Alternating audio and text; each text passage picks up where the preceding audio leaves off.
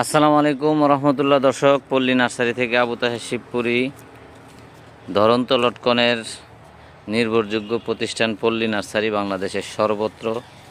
আলহামদুলিল্লাহ, আমরা বহুদিন যাবৎ ধরন্ত লটকন গাছ সাপ্লাই দিয়ে আসতেছি, ডেলিভারি দিয়ে আসতেছি। এই গাছগুলো ধরন্ত গাছ। গত বছর এই গাছগুলোতে ফল ছিল, এবছর আবার নতুন করে ইনশাল্লাহ ফুলের কুলি মুকুল বের হওয়া শুরু হবে। আপনারা দেখতেছেন যে এই গাছটিতে গতবার ফল ছিল, এই যে ছড়া, যে এখান থেকে নতুন করে আবার কুড়ি বের হওয়া শুরু হয়েছে অলরেডি। এই যে এগুলো কিন্তু কুড়ি বের হতেছে, কয়েকদিনের মধ্যেই দৃশ্যমান হবে ইনশাল্লাহ।